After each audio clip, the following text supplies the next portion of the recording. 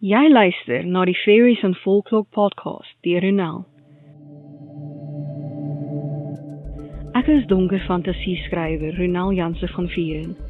Met meer as 'n dekade van rondsniffel in stowwerige volkskinderboeke, om wesens van verbeelding wat my nuuskierigheid aangewakker het na te vors, is ek hier om die volkskunde in 'n neutedop te deel en hoe ek dit herverbeel het vir my skryfwerk in 'n oorsprong van die vee.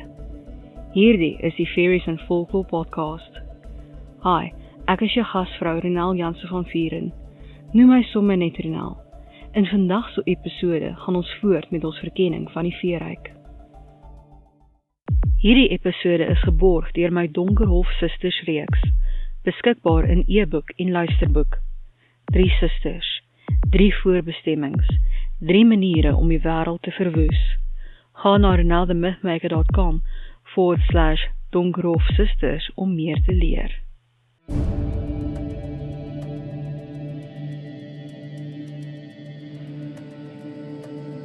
Ons gaan voort met ons verkenning van alleenlopervee.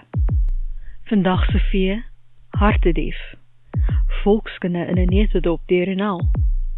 Die vee hartebreker wat vir menslike vroue onweerstaanbaar is, staan bekend as die gankanag of hartedief.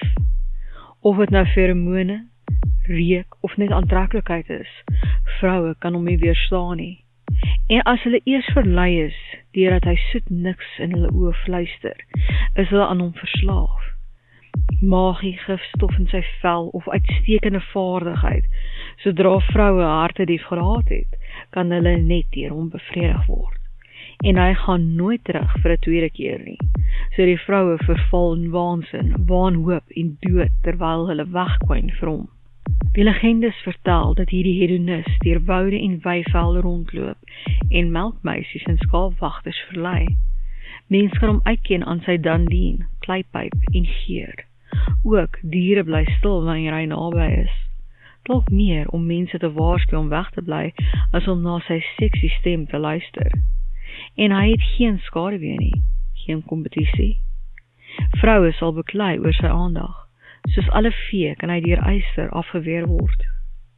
En nou vir my interpretasie van die vee, in 'n oorsprong van die vee, hartedief. Manlike vee in Ierse en Skotse mitologie, wat bekend is daarvoor dat hy menslike vroue verlei, vir persoonlik deur liefde, ledigheid en hedonisme. Hierdie vee hartebreker het 'n bedwelmende stof in die vel, kontak maak hom verslawend. Sodra hulle deur hom gebed is, dan mense vroue aan niks anders dink as die volgende keer nie, en hulle kwyn gewoonlik weg, omdat hy enigiets wat lyk soos toewyding betreur. Sag en bekoorlik, hy straal feromone uit aan albei geslagte, wat maak dat hulle naby hom wil wees en hom behaag. Soms tot die mate van geweld onder mekaar om dit te doen. Nagtelike sosiale wese, hou van partytjies en menslike geselskap. Sy betowering op mense kan verbreek word as hulle 'n tinctuur van drop, licorice, vanilje en rooibos inneem. Kan in 'n drankie gemeng word. Hy kan verjaag word deur die teenwoordigheid van sterk menslike towergebruikers, wat wys dat hulle 'n lewensvatbare bedreiging is.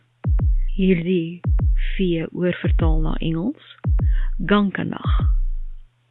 Ek hoop dat jy hierdie episode van die Fairies and Folklore podcast geniet het, en dat jy iets nuuts oor die vee geleer het.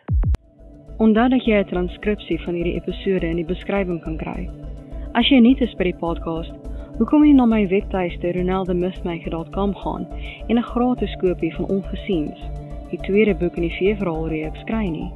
Donne volkskunde, toorkrag en gevaar wag. Pas op!